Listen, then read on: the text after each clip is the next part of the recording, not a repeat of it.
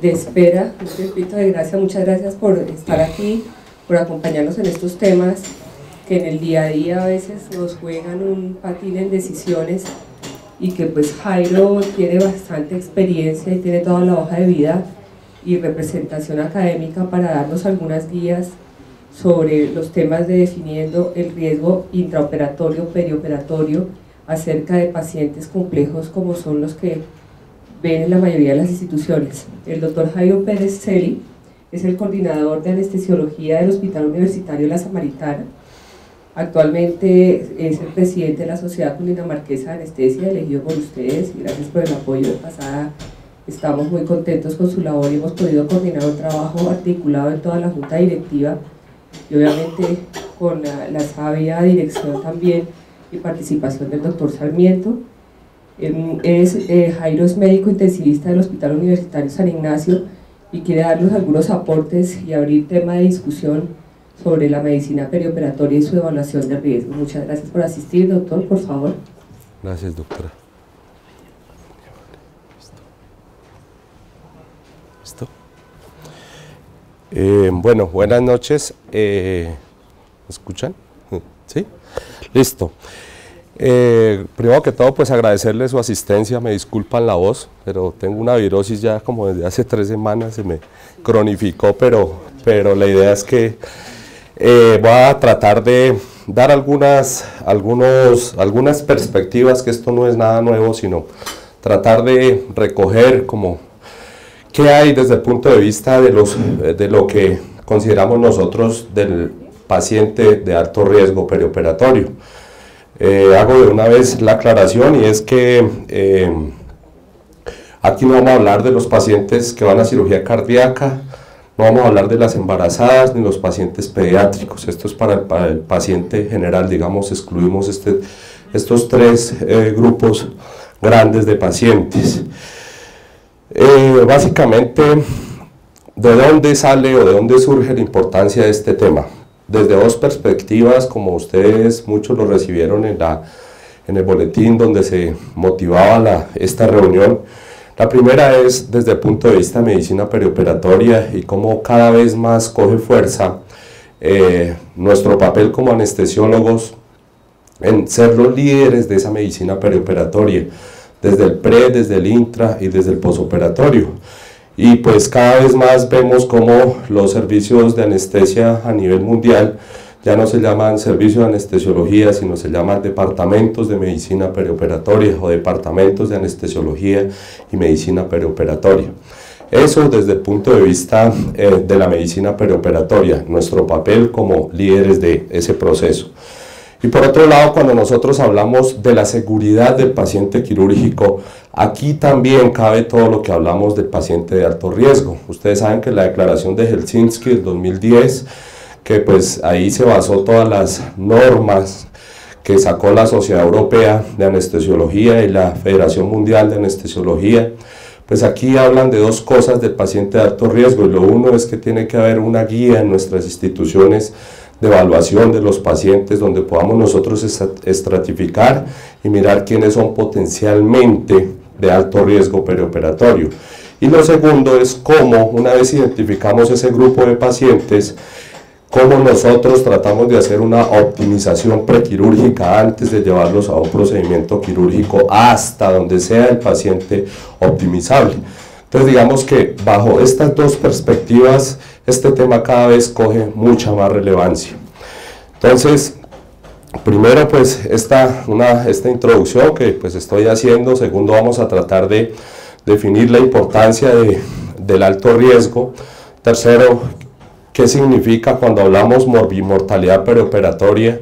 Cuarto, si podemos buscar nosotros o llegar, digamos, a una definición de alto riesgo perioperatorio, porque si nosotros hacemos la búsqueda como tal, realmente uno no sabe qué es alto riesgo perioperatorio, y desafortunadamente todo se ha enfocado hacia la parte cardiovascular. Hay guías de la AJA específicamente para pacientes cardiópatas, para cirugía no cardíaca, pero se nos olvidan otros órganos que probablemente tienen que ver con nuestros desenlaces, y pues para eso no tenemos guías. Entonces probablemente estamos cortos desde el punto de vista de esa definición. y al final sacar algunas conclusiones donde pues también quiero mostrar algunos resultados de lo que estamos haciendo en nuestra institución, en el Hospital Universitario de la Samaritana. ¿Cuál es la importancia de definir el alto riesgo? Entonces empecemos a hablar de algunas estadísticas, estadísticas recientes del año pasado, donde se hacen alrededor de 234 millones de procedimientos quirúrgicos al año. Hay una mortalidad quirúrgica 0,4 a 0,8% en esta población y existen unas complicaciones entre el 3 y el 17%. Y con estas estadísticas, si nosotros pasamos esto a números, cuántos casos tenemos de muertos, cuántos casos tenemos de pacientes complicados, pues se volvió un problema de salud pública. Y realmente no se le presta la atención que pues esto amerita. Esto, como les digo, esto no es viejo, esto es un problema reciente. Y si tenemos en cuenta nosotros que más del 15% de los pacientes quirúrgicos presentan alguna complicación posoperatoria, de estas complicaciones, o sea, de este 15%, el 50% de esas complicaciones son complicaciones graves, o sea, es significativo si nosotros miramos esos 234 millones de procedimientos que se hacen al año.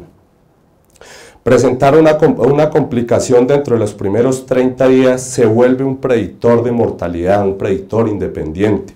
Entonces, digamos que este 50%, digamos que lo más probable es que también se va a morir, porque al presentar una complicación grave, si lo hacen estos primeros 30 días, aumenta la mortalidad por haber presentado esa complicación.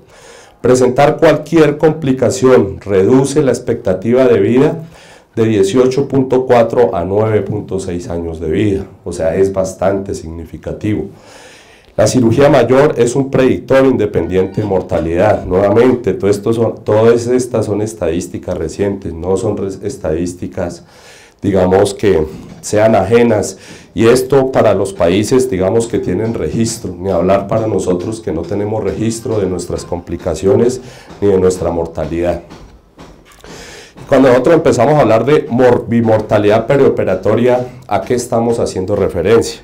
Entonces, empecemos a hablar desde el punto de vista de las técnicas anestésicas, si eso tiene o no tiene impacto sobre esa mortalidad.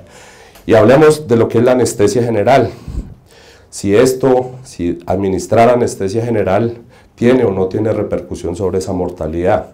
Y miren, en este reporte del Sistema de Salud de Nueva Zelanda, que salió en febrero de este año, donde esto va desde el 2005 hasta el 2009, de 4 años, donde ellos hacen todo el reporte de todo su sistema, o sea, tienen todo completamente registrado.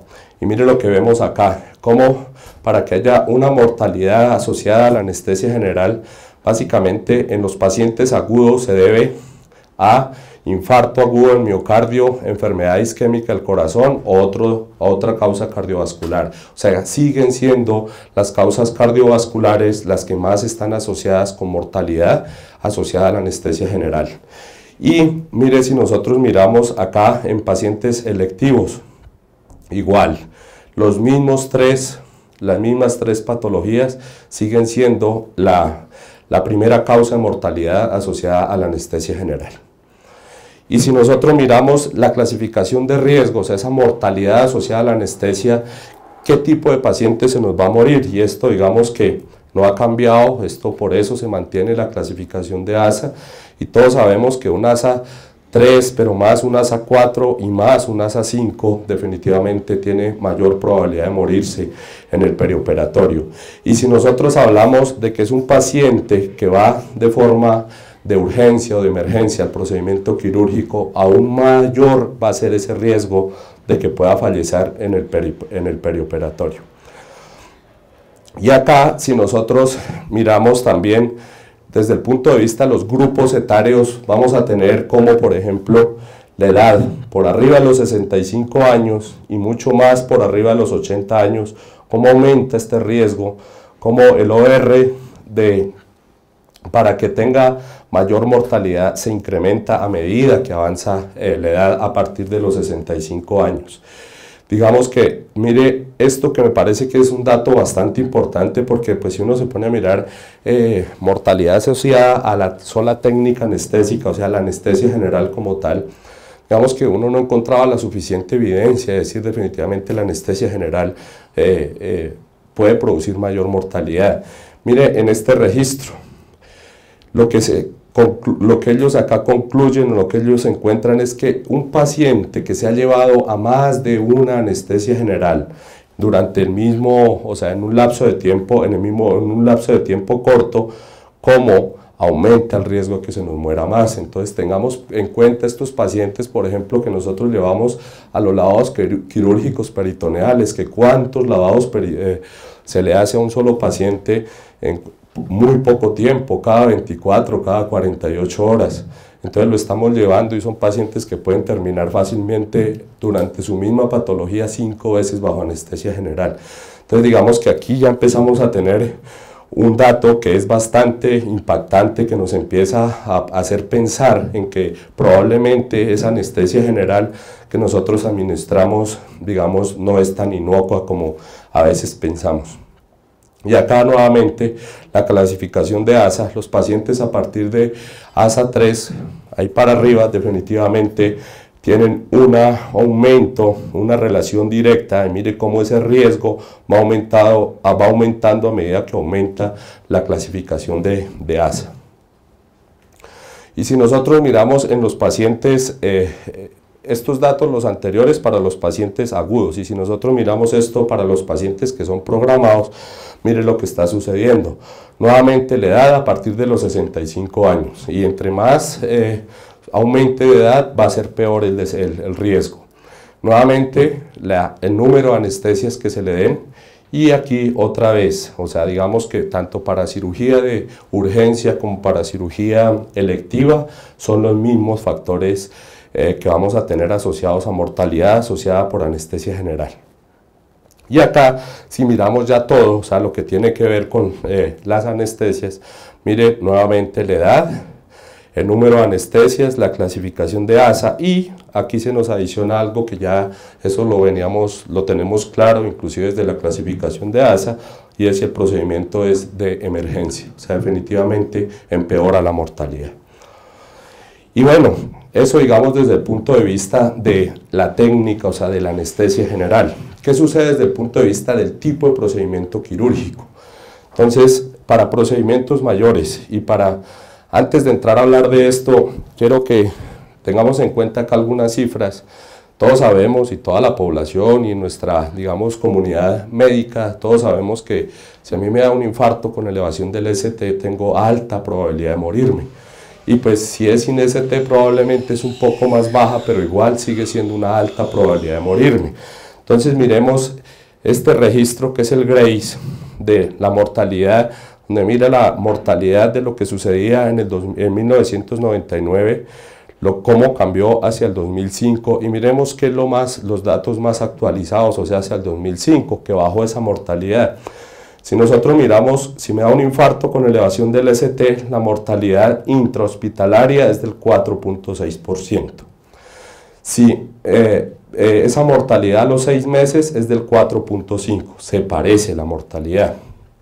Si me da un infarto sin elevación del ST es de 2.2%, a la intrahospitalaria, y a los 6 meses es de 3.3%, o sea, es más baja que si me da un infarto con elevación del ST. ¿Y esto para qué? Para que lo comparemos con esta estadística. Y mire lo que sucede con estos pacientes que no tienen ninguna comorbilidad, solamente van a este tipo de procedimiento quirúrgico, o sea, como si fueran un paciente, digámoslo, entre comillas, hasta un paciente de 40 años con un SEA gástrico. Dependiendo, obviamente, aquí ahorita les voy a mostrar los resultados de cómo varía de acuerdo a la experiencia de los grupos, porque ni siquiera es del cirujano, sino de los grupos en este tipo de procedimientos, de acuerdo al volumen que se maneja. Pero si tomamos un volumen medio, o sea, que hagamos en nuestras instituciones un volumen medio de este tipo de procedimientos, mire la mortalidad para una gastrectomía, 11.4%, casi 3 veces más que la del infarto con elevación del ST. Si cogemos la de una esofagectomía, 16.9% de mortalidad, o sea, le da casi 5 veces más lo que está del infarto con elevación del ST. Una resección pancreática, 11.6%. Una neumonectomía, 15.7%. Y aquí están las otras que también, mire la mortalidad, ninguna, excepto digamos que de pronto la nefrectomía pues está por debajo de la enfermedad coronaria. Esto aún más corrobora de que es un problema de salud pública, o sea que la mortalidad definitivamente para este tipo de procedimientos es una mortalidad muy alta si nosotros miramos esos 234 millones de procedimientos quirúrgicos que se hacen en el mundo. Y acá lo que les mencionaba hace un momento, o sea, esto es el reporte de los Estados Unidos, esto es del 2002, y cómo demuestran que definitivamente entre menos experiencia se tenga como grupo, no como cirujano, obviamente incluye el cirujano, definitivamente la mortalidad va a variar, va a ser mucho más la probabilidad de que mi paciente se me muera si de vez en cuando hacemos un procedimiento, así estamos haciendo de forma repetitiva ese procedimiento. Y pues digamos que esto tiene un impacto muy importante porque pues todos los hospitales quieren cada uno hacer sus procedimientos, entonces todos les gustaría tener un cirujano hepatobiliar pues para que haga las resecciones hepáticas. Digamos que cada uno, así no tenga el volumen, pero cada uno lo quiere hacer. Mire el impacto si no tenemos un volumen de forma importante. Esto nuevamente